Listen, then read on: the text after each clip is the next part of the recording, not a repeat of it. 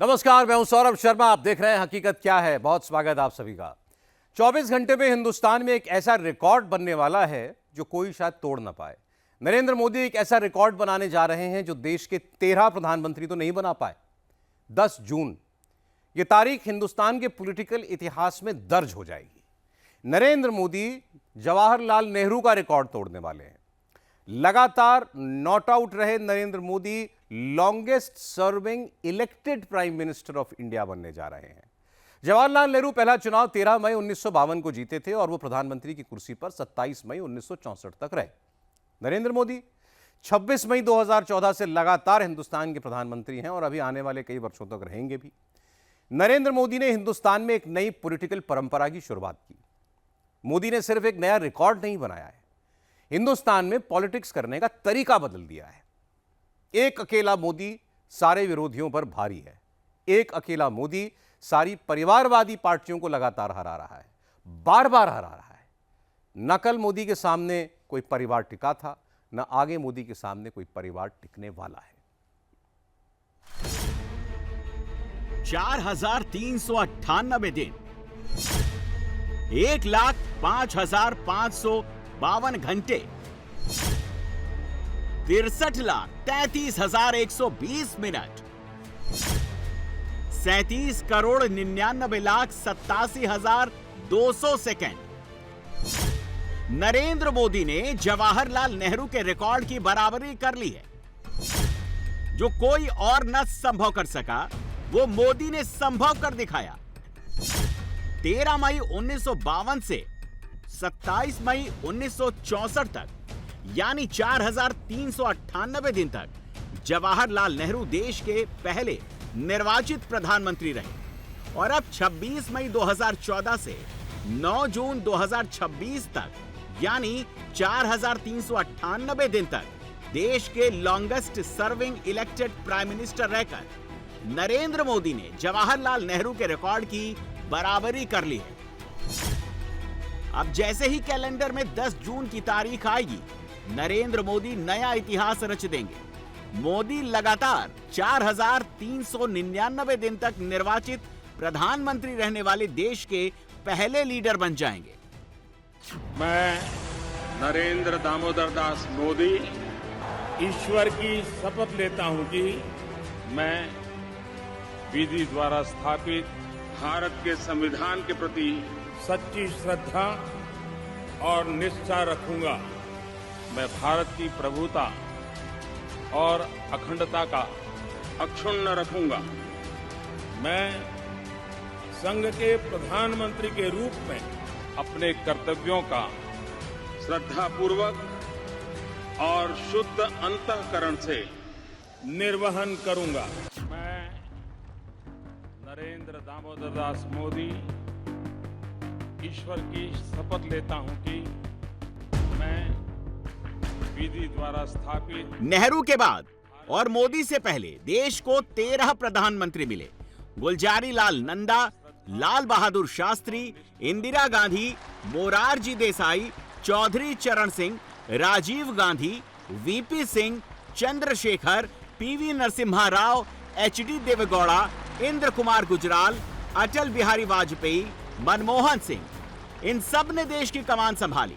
लेकिन इनमें से कोई भी नेता निर्वाचित पीएम के तौर पर नेहरू के रिकॉर्ड की बराबरी नहीं कर पाया। वो रिकॉर्ड भी मोदी ने ही बनाया। नरेंद्र मोदी से पहले निर्वाचित पीएम के तौर पर पंडित नेहरू के बाद सबसे लंबा टेन्योर इंदिरा गांधी का था, जो लगातार 4,077 दिन तक देश की प्रधानमंत्री रही। लेकिन नरेंद्र मोदी ने इंदिरा गांधी का रिकॉर्ड 25 जुलाई 2025 को ही तोड़ दिया था।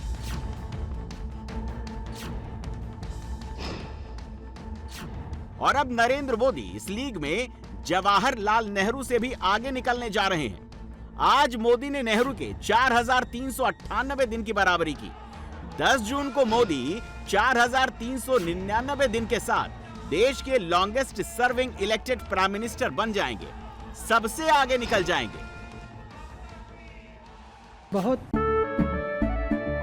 केसरिया से मन जोगी हुआ रे, दिल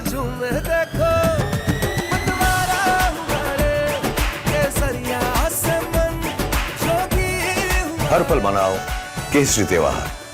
विमल, बोलो जुबान केसरी। क्रांतिकारी है क्योंकि ये पहला नॉन कांग्रेस प्रधानमंत्री है और नॉन कांग्रेस प्रधानमंत्री को अभी तक एक टर्म के बाद कोई नए प्रधानमंत्री हुए। हमारे प्रधानमंत्री मोदी जी ने प्रूव किया कि वो सिर्फ इलेक्शंस नहीं जीतते हैं, वो एक क्रांतिकारी विजनरी है जो भारत की परराष्ट्र धोरणा और भारत की संस्कृति को आगे लेने के लिए बहुत महत्व दिया है और ऐसे प्रधानमंत्री मिलना भारत के लिए बहुत बहुत हम भाग्यशील है। इसीलिए मैं सोचती हूँ कि प्रधानमंत्री सिर्फ इलेक्शन नहीं जीतते, पॉपुलर नहीं है, बट वो एक क्रांतिकारी विजनरी भी है। देखिए, ये कोई छोटी उपलब्धि नहीं है। पिछले 12 वर्षों से और उससे पहले मुख्यमंत्री के रूप में निरंतर जन सेवा में माननीय पीएम साहब लगे हुए हैं, बिना रुके, बिना थके, बिना कोई छुट्टी लिए। पूरे विश्व में उन्हें एक एग्जाम्पल माना जाता है लीडरशिप का। मेरे ख्याल से इससे पहले और किसी प्रधानमंत्री को कहाँ हमें देखने को मिला, इतनी इज्जत कहाँ दी गई। और पीएम साहब जो है आज तक अजय हैं और अभी तक उन्हें कोई हरा नहीं सका है। हमारे देश में भी अगर देखा जाए तो और किसी नेता को मेरे ख्याल से इतने लंबे समय तक जनता का भरोसा कहाँ मिल पाया है। भारत के यशस्वी तपस्वी प्रधानमंत्री आदरणीय नरेंद्र मोदी जी के नेतृत्व के 12 वर्ष भारत की ये लोकतांत्रिक यात्रा, ये जन जन की यात्रा है, एक ऐतिहासिक यात्रा है। 10 जून 2026 को वे भारत के सबसे लंबे समय तक लगातार सेवा देने वाले निर्वाचित प्रधानमंत्री बन के एक नया कीर्तिमान, देश का स्वाभिमान, ये मुझे लगता है ये उपलब्धि केवल समय की नहीं बल्कि 140 करोड़ भारतीयों के विश्वास, उनका जन समर्थन और लोकतांत्रिक आस्था की अभिव्यक्ति है। सोचिए 64 साल बाद एक रिकॉर्ड टूटा है। एक रिकॉर्ड टूटा तो दूसरा बना, एक पीछे छूट गया और एक आगे बढ़ गया। ये ब्रेकिंग न्यूज़ भी है और मेकिंग न्यूज़ भी है। नेहरू जी से लेकर सब पीछे छूटे और मोदी जी आगे बढ़ गए। उन गरीबों का मसीहा, एक चाय वाला, महान भारत की एक नई मशाल लेकर निकल पड़ा और पूरे भारत का नक्शा ही बदल दिया। चाल बदली, ढाल बदली, रूप बदला, रंग बदला, सब कुछ बदल दिया। भारत ने नेहरू जी का युग देखा, इंदिरा जी का नेतृत्व देखा, लेकिन आज एक ऐसा दौर है जब विश्व भारत को केवल एक देश के रूप में नहीं बल्कि विश्व को नेतृत्व देने वाला भारत देख रहा है। जो भी हो भी क्यों ना, क्योंकि भारत के पास एक ऐसे दूरदर्शी, कर्मयोगी, सबके लिए जीने वाले, सबका साथ, सबका विकास और सबको साथ लेकर चलने वाले प्रधानमंत्री हैं। क्योंकि मोदी जी हैं तो मुमकिन है। सवाल है जो नरेंद्र मोदी ने कर दिखाया वो कोई और नेता क्यों नहीं कर पाया। नरेंद्र मोदी में ऐसा क्या है जो जवाहरलाल नेहरू में नहीं था, इंदिरा गांधी में नहीं था, राजीव गांधी में नहीं था और जो सोनिया गांधी, राहुल गांधी, प्रियंका गांधी में नहीं है। इसका जवाब एक लाइन का है और वो है परिवार। हिंदुस्तान में वंशवाद वाली पॉलिटिक्स की शुरुआत ही गांधी परिवार से हुई। मोतीलाल नेहरू 2 बार कांग्रेस के अध्यक्ष रहे। उन्होंने परिवार की राजनीतिक नींव रखी। उनके बेटे जवाहरलाल नेहरू 1929 में कांग्रेस के अध्यक्ष बने और 1952 से 1964 तक देश के पहले निर्वाचित प्रधानमंत्री रहे। नेहरू के समय में परिवार की राजनीतिक छवि मजबूत हुई। 1959 में नेहरू के प्रधानमंत्री रहते इंदिरा गांधी कांग्रेस की अध्यक्ष बनी। कांग्रेस में सच्चा डायनेस्टी मॉडल इंदिरा गांधी के समय विकसित हुआ जब उन्होंने अपने बेटों संजय और राजीव गांधी को आगे बढ़ाया। नेहरू गांधी परिवार की सत्ता का विस्तार मुख्य रूप से इंदिरा, राजीव, सोनिया, राहुल, प्रियंका तक हुआ। इस तरह देश की सियासत में परिवार और सरकार का खेल सालों तक चलता रहा। इंदिरा ने अपने बेटे संजय गांधी को राजनीतिक उत्तराधिकारी बनाने की कोशिश की। 1980 में संजय गांधी की मौत के बाद राजीव गांधी को राजनीति में लाया गया। इंदिरा गांधी की हत्या के बाद राजीव गांधी प्रधानमंत्री बने। राजीव गांधी की हत्या के बाद सोनिया गांधी 1998 में कांग्रेस की अध्यक्ष बनी और लगातार 20 साल तक उन्होंने कांग्रेस पार्टी का नेतृत्व किया। 2004 से 2014 तक यूपीए सरकार के दौरान सोनिया गांधी की सुपर पीएम की छवि बनी। 2017 में राहुल गांधी कांग्रेस के अध्यक्ष बने। वर्तमान में वो कांग्रेस का प्रमुख चेहरा और सांसद हैं। प्रियंका गांधी भी सक्रिय राजनीति में आई, पार्टी की महासचिव बनी, सांसद बनी। कुल मिलाकर गांधी परिवार के 3 सदस्य प्रधानमंत्री बने और दशकों तक कांग्रेस और देश की सियासत पर परिवार का ही नियंत्रण रहा।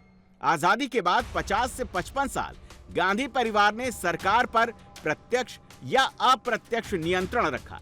परिवार की इसी विरासत ने लोकतंत्र में मेरिट को कमजोर किया और देखते ही देखते परिवारवाद वाला ये मॉडल पूरे देश में फैल गया। कई क्षेत्रीय पार्टियों जैसे RJD, Samajwadi, NCP, Shiv Sena, UBT, BSP और डीएमके में भी परिवारवाद मजबूत हुआ, परिवार हावी हुआ और आज तक हावी है। लोहिया जी का परिवार कहीं नजर आता है क्या? वो भी तो समाजवादी थे। जॉर्ज फर्नांडिस का परिवार नजर आता है क्या? वो भी समाजवादी थे। नीतीश बाबू हमारे साथ काम कर रहे हैं, वो भी तो समाजवादी हैं। परिवार कहीं नजर आता है क्या? ये समाजवादी लोग हैं।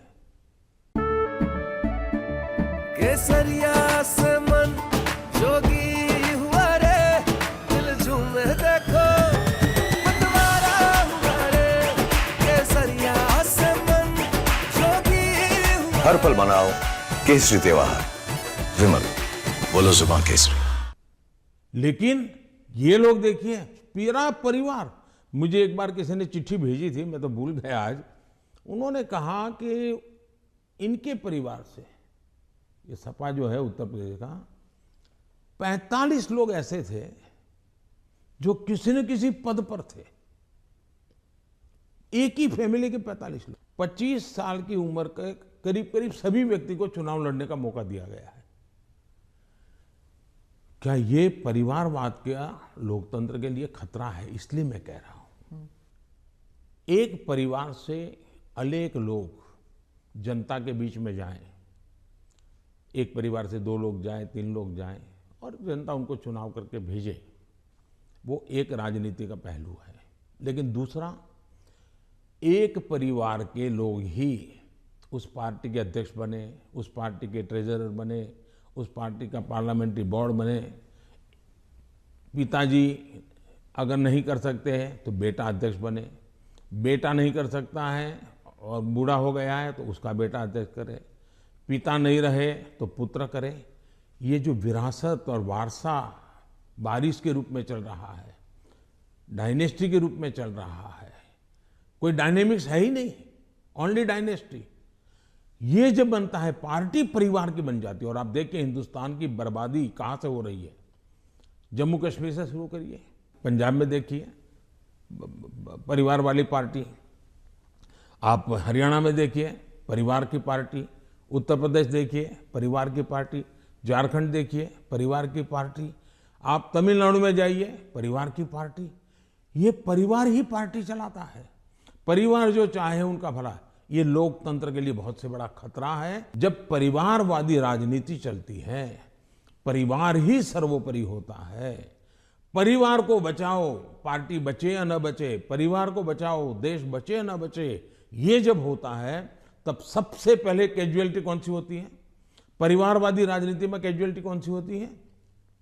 बेटा जैसा भी होगा लेकिन वही अगला अध्यक्ष बनेगा। तब सबसे बड़ी कैजुअलिटी टैलेंट की होती है। लेकिन हिंदुस्तान की नेशनल पॉलिटिक्स में नरेंद्र मोदी की एंट्री के साथ ही पूरा का पूरा गेम चेंज हो गया।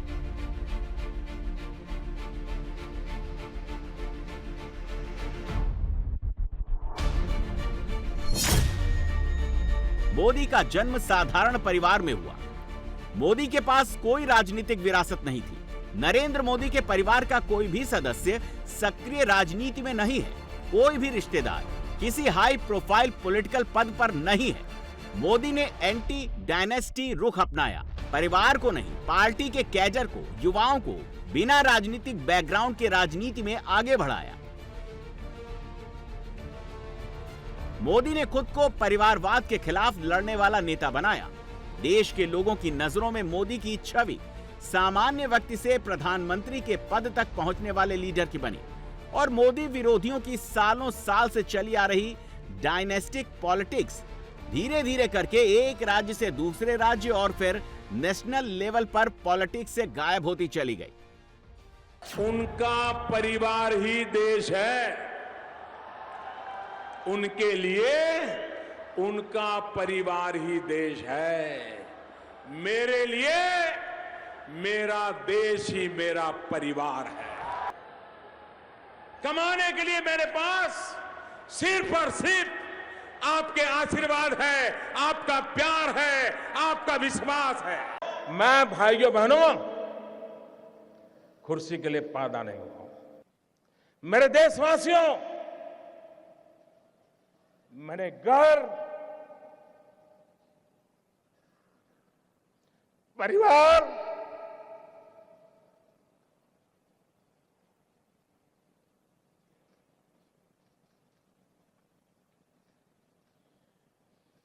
सब कुछ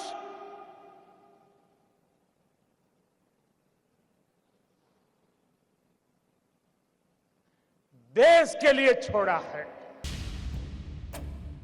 नरेंद्र मोदी का राजनीतिक सफर बिल्कुल अलग दौर से शुरू हुआ। प्रधानमंत्री बनने से पहले उन्होंने संगठन में लंबे समय तक काम किया, जमीनी राजनीति की, चुनाव लड़े, प्रशासनिक अनुभव हासिल किया। जिस दौर में मोदी उभरे उस समय भारतीय राजनीति गठबंधन सरकारों, क्षेत्रीय दलों, वैचारिक टकराव और कड़े चुनावी मुकाबलों से भरी हुई थी।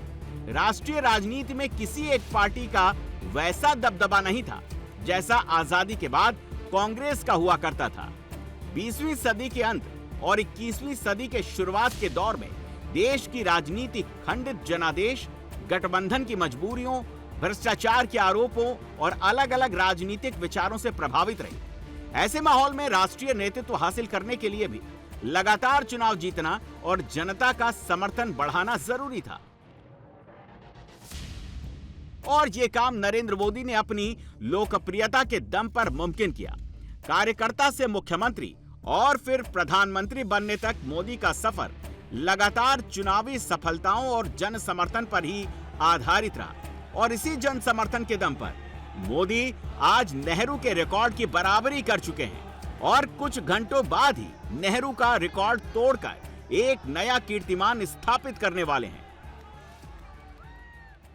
माननीय प्रधानमंत्री जी मोदी जी प्रधानमंत्री के रूप में लगातार चुने हुए प्रधानमंत्री के रूप में 4,398 दिन का कार्यकाल आज पूरा करेंगे और कल श्री जवाहरलाल नेहरू जी के रिकॉर्ड को तोड़कर इसको पार कर जाएंगे। तो देश में चुने हुए केसरिया से मन जोगी हुआ रे, दिल झूमे देखो मतवारा हुआ रे। केसरिया से मन जोगी हुआ। हर पल मनाओ केसरी त्योहार। विमल, बोलो जुबान केसरी। प्रधानमंत्री के रूप में लगातार देश की सेवा करने का सौभाग्य हमारे वर्तमान प्रधानमंत्री श्री नरेंद्र मोदी जी को मिलेगा। ये 12 साल में डेमोक्रेसी में भी आमूलचूल परिवर्तन आया। हम सब जानते हैं कि हमारी लोकतांत्रिक व्यवस्था में परिवार और जाति और भ्रष्टाचार ऐसे नासूर बने थे कि सब लोग इसके साथ जीने की आदत डाल दिए थे। नरेंद्र मोदी जी ने हमारी डेमोक्रेसी में एक मूलभूत परिवर्तन किया। परिवार की पॉलिटिक्स की जगह, जाति की पॉलिटिक्स की जगह, भ्रष्टाचार से कमाए हुए पैसों के प्रभाव वाली पॉलिटिक्स की जगह परफॉर्मेंस की पॉलिटिक्स का योग किया। और इसके कारण अनेक राज्यों में बार चुनने वाली सरकारें आई, स्थिरता आई। ये मामूली नहीं है। 4,399 4,399 डेज प्रधानमंत्री जी का पूरा हो जाएगा। और इस कार्यकाल में जो काम हुए हैं हमारे देश के लिए, मैं मानता हूं कि हमेशा के लिए स्वर्ण अक्षरों में लिखा जाएगा। देखिए, लोकतंत्र में विपक्ष तो कुछ भी कहेंगे, विपक्ष तो मोदी जी को अलग तरीके से गाली देते हैं। आपने सुना होगा, विपक्ष के कई लोग और कई पत्रकार भी, कई बुद्धिजीवी भी मोदी जी को अलग अलग तरीके से गाली देते हैं। तो जो विपक्ष है वो तो चलो लोकतंत्र में गाली देते हैं, तो हम उसको रोक तो नहीं सकते हैं। लेकिन सच्चाई ये है कि मोदी जी एक इंसान, नरेंद्र मोदी जी एक व्यक्ति, एक नेता ने पूरा राष्ट्र का, भारत का राजनीति को बदल दिया है। और जो लेफ्ट कांग्रेस, जो कोई तालमेल नहीं, मुस्लिम लीग और एक तरफ उद्धव शिवसेना जो कोई मेल नहीं खाता है, ये सारे लोगों को एक जगह आने का मजबूर करना, ये इसलिए है कि मोदी जी के नेतृत्व में इतना मजबूत से भारतीय जनता पार्टी और एनडीए ने अपना काम किया है कि जनता बार बार मोदी जी को भरोसा करता है और फिर चुनता है। तभी तो जाकर के 4,399 दिन पूरा कर रहे हैं और आगे बहुत लंबा और जाएगा। ये तो सिर्फ तीसरी कार्यकाल ही अभी चल रहा है मोदी जी का। नेता, पॉलिटिकल नेता, उसको अगर विश्वसनीयता आज देश में किसी की है तो मात्र माननीय प्रधानमंत्री श्री नरेंद्र मोदी साहब की है। ये अपने आप में बहुत बड़ी बात है। आज पॉलिटिकल नेताओं की विश्वसनीयता खत्म हो गई है। कांग्रेस के कारनामों के कारण आज आप देखेंगे तो कोई भी आम आदमी वो नेताओं पे विश्वास नहीं करता, मगर वो विश्वास करता है तो नरेंद्र मोदी साहब पे करता है। इसी के कारण लोग उनके साथ जुड़ते हैं। हिंदुस्तान में लोकतंत्र तो हमेशा से था, लेकिन नरेंद्र मोदी से पहले परिवारवाद इस लोकतंत्र पर हावी था। मोदी के आने के बाद सब बदल गया। 2014 से 2026 तक के आंकड़े इस बात की पुष्टि करते हैं। कांग्रेस पार्टी 2014, 2019, 2024 में हारी। 2014 से लेकर 2026 तक कांग्रेस 58 राज्यों के चुनाव हार चुकी है। समाजवादी पार्टी यूपी में 2017 का चुनाव हारी, 2022 का चुनाव हारी। एनसीपी शरद पवार को 2014, 2019, 2024 में महाराष्ट्र में झटका लगा। शिवसेना उद्धव गुट को भी 2024 में हार का सामना करना पड़ा। वाईएसआरसीपी 2024 में आंध्र प्रदेश हारी। डीएमके ने 2026 में तमिलनाडु गंवाया। टीएमसी ने 2026 में बंगाल गंवाया। यानी लोकसभा और विधानसभा के बड़े चुनाव गिने जाएं तो 2014 से 2026 के दौरान परिवारवाद दलों को मिलाकर 50 से अधिक चुनावी हारें साफ साफ दिखाई दे रही हैं। इनमें भी सबसे अधिक हार कांग्रेस की ही रही है। SP, RJD, NCP, Shiv Sena UBT, YSRCP, DMK जैसी रीजनल पार्टियों की डायनेस्टी पॉलिटिक्स को भी जनता ने रिजेक्ट कर दिया है। पीओके में पाकिस्तान के खिलाफ अब तक की सबसे बड़ी बगावत शुरू हो गई है। पीओके में पाकिस्तानी आर्मी को पीटा जा रहा है, मारा जा रहा है। पाकिस्तान के वर्दीधारियों को सड़कों पर दौड़ाया जा रहा है। फौज की गोलियों का मुकाबला पत्थरों से किया जा रहा है और जवाब में जनरल मुनीर कसाई बन गया। खबरें आ रही हैं कि पीओके में 2 दिनों में करीब 400 लोग मार दिए गए और हत्या के बाद लाशें भी गायब की जा रही हैं ताकि खबर बाहर ना निकले। लेकिन इस बार मुनीर के रोके कुछ नहीं रुक रहा, न खबरें न पीओके। बगावत की एक खबर इस रिपोर्ट में देखिए। भिंबर में प्रदर्शनकारियों को सीधे गोलियां मारी जा रही हैं।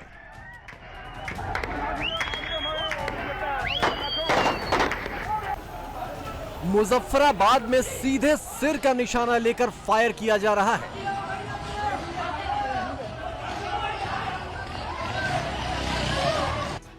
रावलाकोट में आम लोगों की भीड़ के सामने बंदूकों के मुंह खोले जा रहे हैं। पलंदरी की गलियों में लोगों को ढूंढ ढूंढ कर गोलियां मारी जा रही हैं। तुम तो कलमा पढ़ने वाले थे, तुम तो कलमा खो थे, फिर तुम हम पे किस वजह से, किस बात से, किस वजह से हम पे गोलियां बरसा रहे हो? मुजफ्फराबाद, रावलाकोट, भिम्बर और पलंदरी ये सारी जगहें पाकिस्तान के अवैध कब्जे वाले कश्मीर में हैं, जहां मुनीर की फौज शूट एट साइट के ऑर्डर लेकर पहुंची है।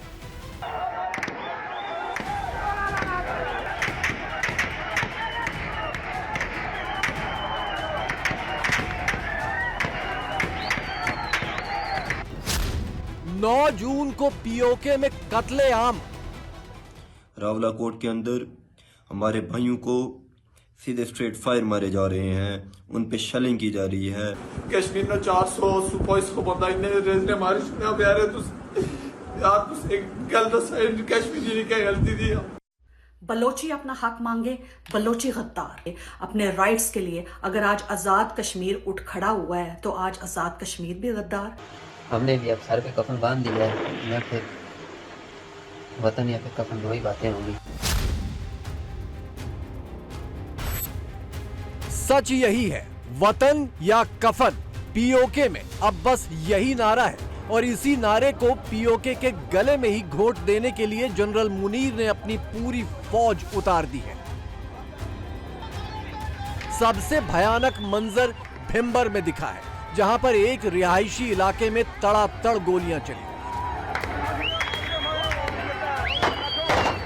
भिम्बर में बड़ी तादाद में प्रदर्शनकारी जुटे थे। इनकी अगली मंजिल रावलाकोट थी, लेकिन ये आगे बढ़ पाते इसके पहले ही मुनीर की फौज ने इन्हें चारों ओर से घेर लिया और गोलियां दागनी शुरू कर दी।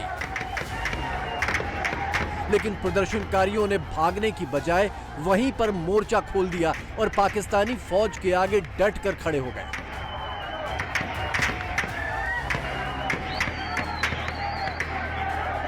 इस शख्स को देखिए, मुनीर के बंदूकबाजों का सामना ये शख्स पत्थर से कर रहा है। सामने से तड़ातड़ गोलियां चलती रहीं, लेकिन पीओके के बागियों ने पत्थरों के बल पर ही फौजियों को खदेड़ दिया।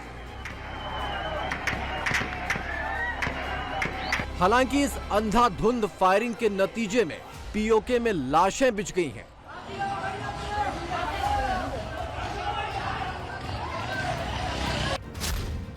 लाशों की तादाद कितनी है, इसे लेकर कुछ पक्का आंकड़ा नहीं है। पाकिस्तानी मीडिया तो कह रहा है कि सिर्फ 2-3 लोग मारे गए, सोशल मीडिया कह रहा है कि 150 से 200 लोग मारे गए, लेकिन पीओके के स्थानीय लोग कह रहे हैं कि मुनीर की फौज ने 400 लोगों को मार डाला। कश्मीर में 400 सुपॉइस को पता ही नहीं रेजने हमारी सुना प्यारे तो यार तुस एक गलत साइड कश्मीरी ने क्या गलती दी। किस गल है यार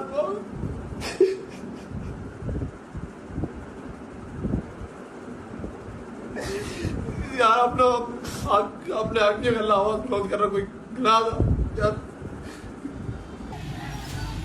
जनरल मुनीर किसी भी कीमत पर पीओके के लोगों को सड़कों पर उतरने नहीं देना चाहता। बात खराब है जी।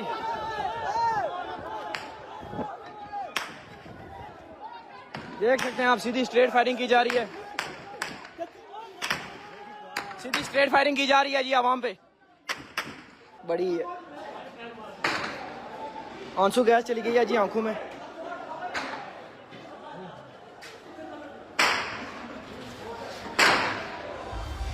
जहां भी लोग जमा हो रहे हैं, वहीं मुनीर के फौजी जलियांवाला बाग का मंजर दिखा रहे हैं। बच्चे बूढ़े जवान किसी को नहीं देख रहे, बस गोलियां मारे जा रहे हैं।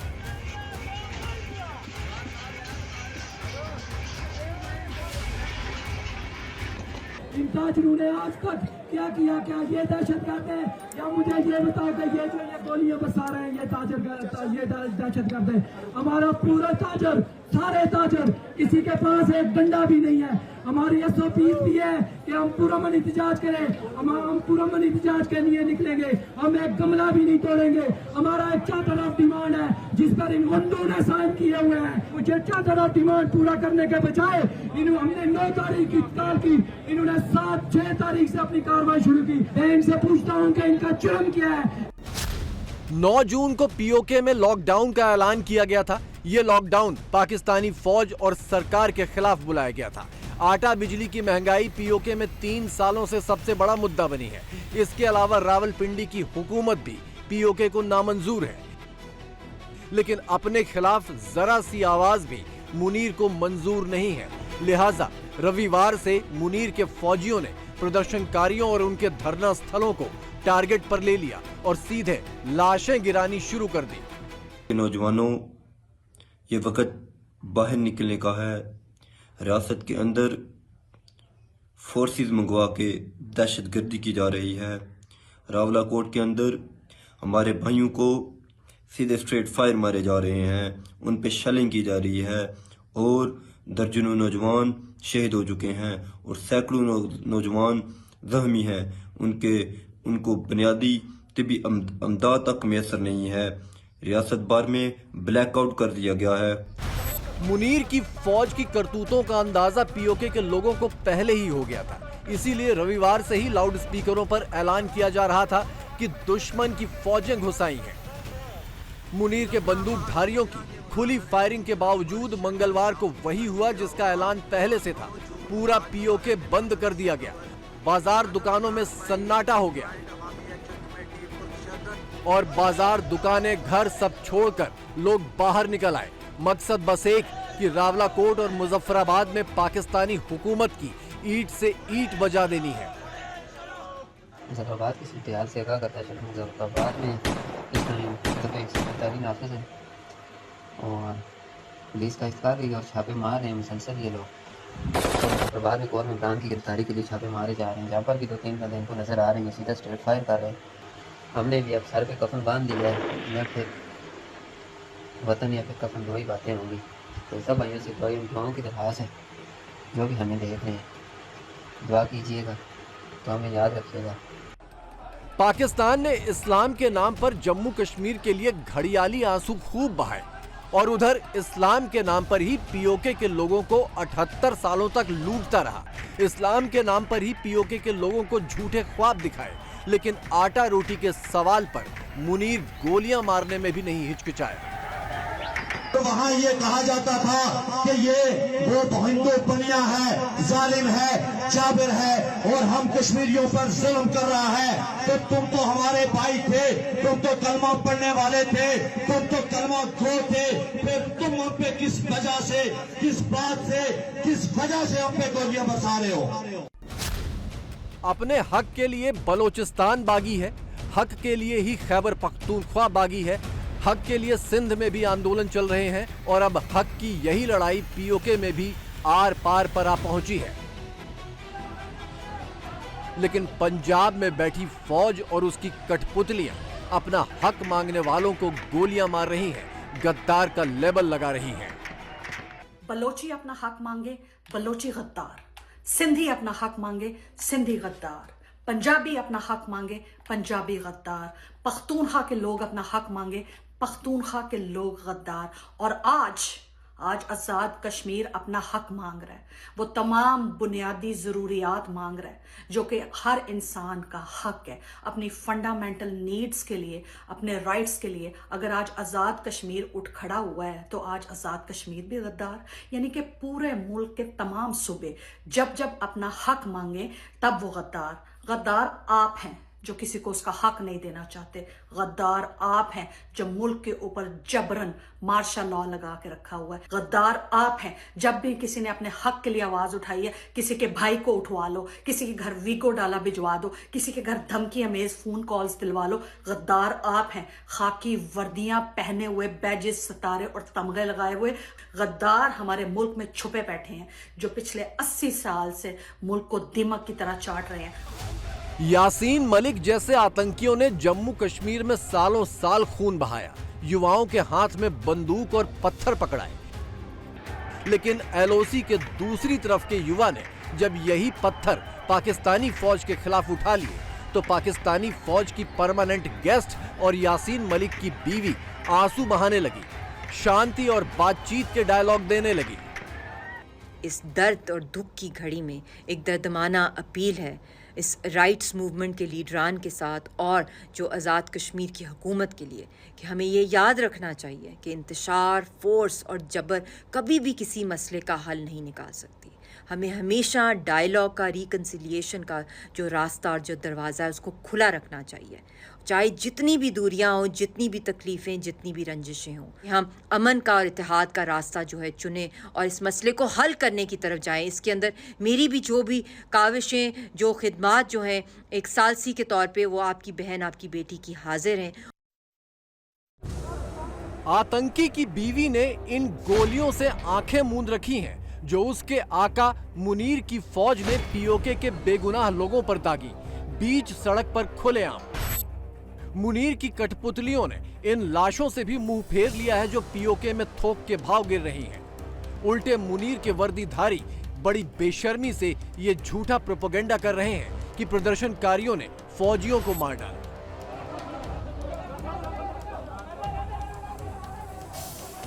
जो जबरदस्ती हमारी यूथ को, मासूम लोगों को पाकिस्तान और पाकिस्तानियत के खिलाफ वर्गला रहे हैं और जो हमारी जानों से खेल रहे हैं, इससे ज्यादा इनकी दहशतगर्दी का सबूत क्या होगा कि इन्होंने हमारे 3-4 लोग शहीद किए। तो ये कौन सा पुरअमन एहतजाज है, ये कौन सा मॉडल है पुरअमन एहतजाज का? और अगर किसी ने देखना है तो आज देख ले, मेरी सिपा हम 4 जनाजे उठाने के बावजूद ये छाती तान के खड़े हैं और ये सीना तान के खड़े हैं कि हम इस जगह की शरपसंदों के खिलाफ इसके एक इंच की इंशाल्लाह हिफाजत करेंगे। ये चंद एक ऐसे लोग हैं जो अपने जाती एजेंडे पे और किसी और के एजेंडे के ऊपर आज़ाद कश्मीर के अमन को ख़राब करना चाहते हैं, आज़ाद कश्मीर के मासूम बच्चों को वर्गला रहे हैं,